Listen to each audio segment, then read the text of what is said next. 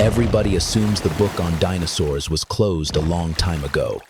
Bound, printed, mounted as bone-dry skeletons, standing frozen in museum halls. Nothing left to argue about.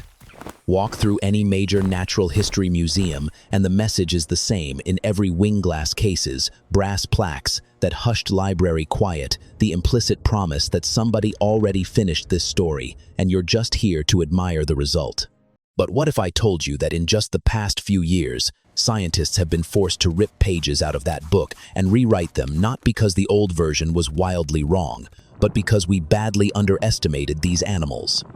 3 discoveries. That's what we're flipping through today. And the last one, the third, connects directly to the bird sitting outside your window right now, or the sparrow that just hopped across your backyard after you tossed out some seed this morning.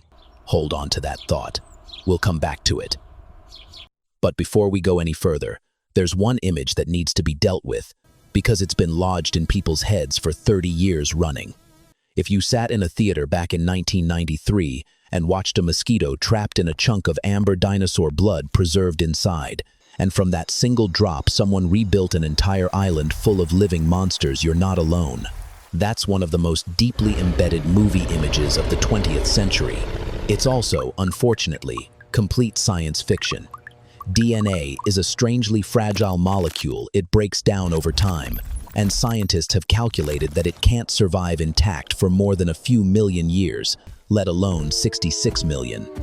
The good news is, nobody has to worry about getting chased through a parking lot by a T-Rex. The slightly disappointing news, if you were secretly hoping that part was real, is that nobody's pulling it off. Not that way, anyway. Somewhere, a screenwriter is still disappointed. But here's the part actually worth sticking around for. We don't need DNA to know that most of what we thought we understood about dinosaurs is being rewritten right now.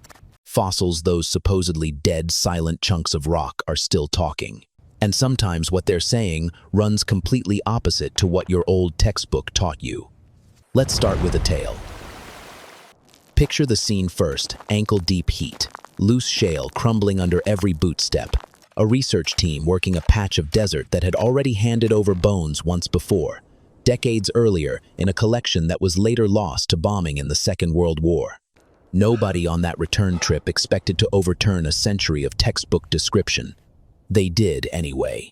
In 2018, at a dry, sun-baked quarry in the Kem region of Morocco, a team of paleontologists pulled out the nearly complete remains of a Spinosaurus tail, the longest meat-eating dinosaur ever identified, stretching 45 to 50 feet and weighing somewhere around 7.5 tons.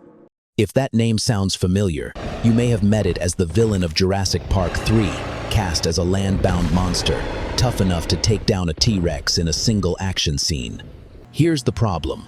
The tail pulled out of that Moroccan rock was not the tail of a land sprinter. It was tall, flat, and flexible from side to side, built more like a paddle or an oversized fin. For decades, the field had quietly built Spinosaurus as a wide receiver running routes on dry ground. The 2018 fossil tells a completely different story. This thing was a swimmer. According to the researchers who published the find, Spinosaurus most likely spent the bulk of its life in, or right at the water's edge, hunting massive fish in ancient rivers by sweeping that paddle-shaped tail back and forth like a crocodile. This is the first solid, unambiguous evidence ever found for a dinosaur living a semi-aquatic lifestyle. Not a land animal that occasionally liked to swim, a body re-engineered from the ground up for moving through water. And the tail wasn't the only clue. The same research published in the journal Nature pointed out that Spinosaurus bones were unusually dense, heavier and less hollow than you'd expect from a typical land-running dinosaur. That's not a random quirk. It's the same trick a penguin or a manatee relies on: dense bone, acts like a built-in diver's weight belt, helping an animal control buoyancy instead of constantly fighting to stay underwater. Pair that with narrow conical teeth, shaped less like steak knives and more like a letter opener built for exactly one kind of envelope slippery, fast-moving fish, and you get an animal whose entire skeleton was quietly arguing for a life in the water, decades before anyone was willing to listen to it. So what does that mean for everything else we think we know? It means even the most famous dinosaurs, the ones redrawn the most times in books and on screen, could still be one bone discovery away from having their entire story flipped upside down. And if body shape can get rewritten, guess what else just got a rewrite color? For generations, every documentary and every picture book painted dinosaurs with the same fixed palette moss, green, dirt, brown, ash gray, as if every single one of them had been filtered through the same overcast, drizzly afternoon. The reason was simple: color doesn't fossilize. Skin and feathers were long gone before rock ever got the chance to record them, so artists had to guess. And they guessed in the safest direction available: modern reptile colors.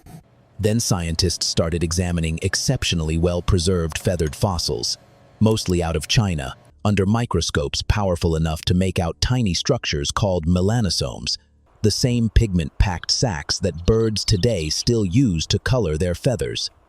The shape and stacking pattern of melanosomes determines exactly what color comes out the other end, and remarkably, that structure can still be read in fossils more than 150 million years old.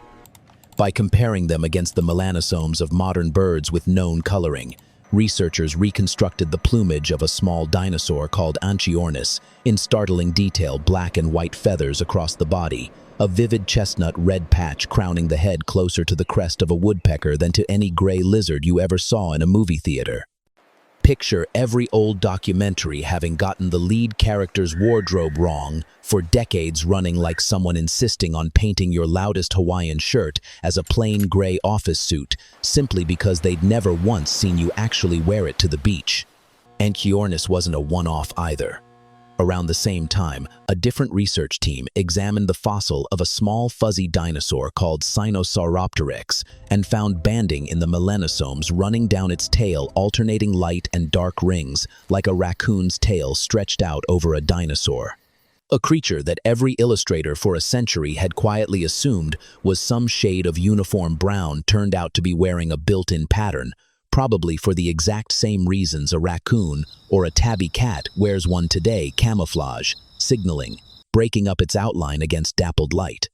One thing needs to be said clearly here: not every dinosaur color reconstruction carries the same level of certainty. For a handful of species, the melanosome evidence is rock solid and published in peer-reviewed journals. For plenty of others, artists are still making educated guesses based on what makes ecological sense: camouflage, signaling, temperature regulation. But the simple fact that we can now actually know the true colors of some dinosaurs instead of just defaulting to convention is a quiet little revolution in the field. And now, back to that bird outside your window.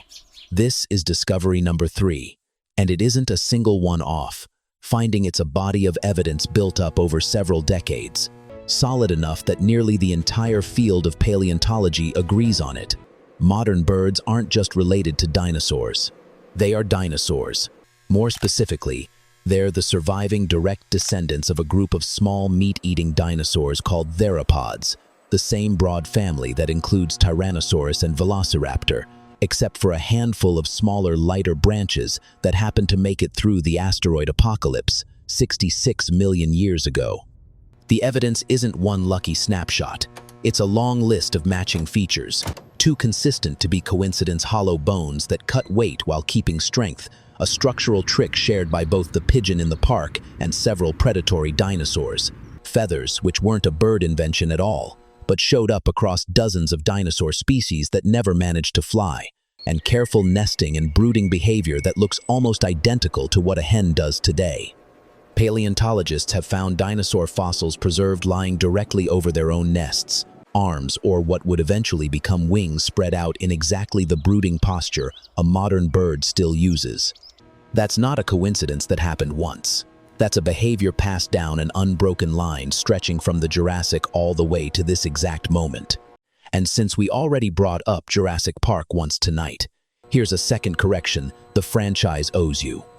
Those scaly reptile-skinned velociraptors hunting in the kitchen. In 2007, researchers studying a velociraptor forearm bone spotted a row of small bumps along the surface, the exact same kind of bumps modern bird wings have where large feathers anchor into the bone. Paleontologists call them quill knobs, and finding them on a velociraptor was as close to a smoking gun as the field gets. This animal almost certainly carried real feathers, quite possibly arranged something like wings, even though it was flightless and built for sprinting down prey on the ground. Somewhere, a sequel got it wrong twice. So the next time somebody says the dinosaurs went extinct, the more scientifically accurate answer is most of them did. But one branch lighter, smaller, flexible enough to survive the single worst catastrophe in the planet's history, is still right here. It's perched on your fence. It's singing every morning to mark territory, the same basic move its meat-eating ancestors once made by growling. It just downsized, swapped weapons, and figured out how to fly. 3 discoveries. A tail that turned a land monster into a professional swimmer.